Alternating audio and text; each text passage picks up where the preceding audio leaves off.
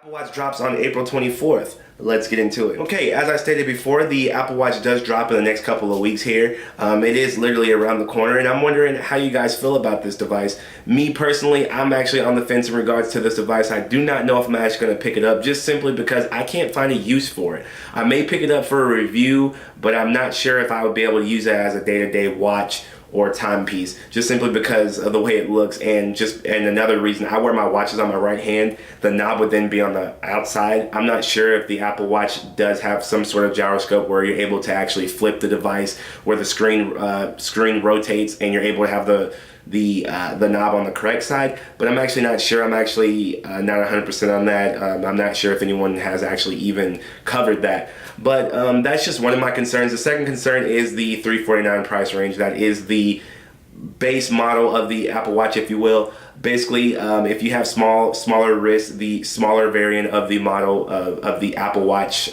Sport will cost you about $349. If you opt for the bigger one, which of course I would, seeing as I do have bigger wrists, I would have to pay an extra $50 on top of that. So that would bring the total to $399.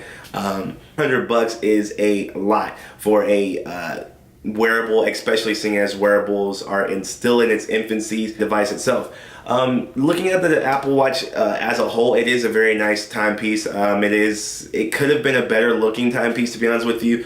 I am more prone to pick up a circular display more so than the rectangle or square display as the Apple Watch is going to have, but it still looks nice all in all.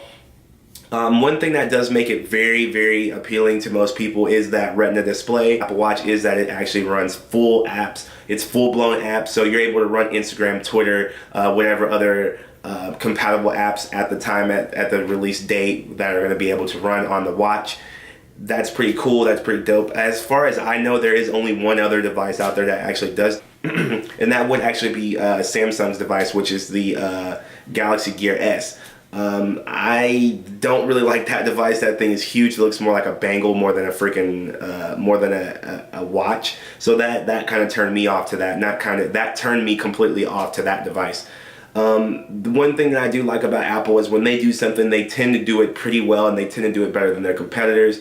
And notice that they did focus on was running the full apps. They do know that all of the devices, as of right now, 90% of the wearables on the market right now do not function very well. I have had my terrible experiences with Android Wear. They've since had updates. It since has been pretty dope. It's been pretty good on my Moto 360. I started off with the LG G Watch, which was a freaking mistake. I don't know why I even bought that thing. Luckily, I didn't even pay full price for it, so that wasn't too bad. But that thing doesn't even work anymore, let's put it that way.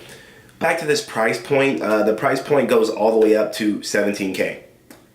$17K. Really, Apple? What are you even thinking about? That's a car. That's more than people's cars that are driving. Like, how would I look purchasing a freaking wearable piece of technology that's going to be outdated within 6 to 8 months for $17,000? You give me one reason why I should buy that. Why I should take out a credit line or a second mortgage on my house. I'll wait.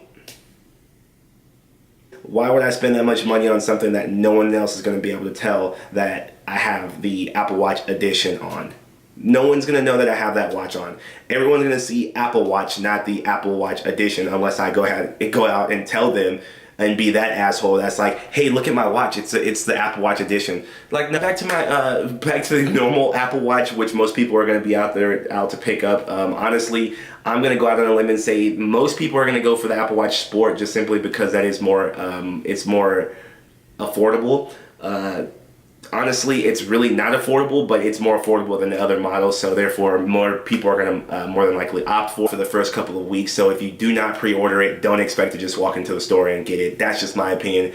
Every Apple product that's been questionable, same thing with the iPad, same thing with the iPhone 6 Plus, those all sell out. For some apparent reason, they all sell out, and it's a part of their marketing scheme. Make people want it because they can't have it, and that's a perfect way to go ahead and sell a product. Don't forget to like, comment, and subscribe for future content and coverage of the Apple Watch and many other mobile devices and other things that I will be covering on this channel.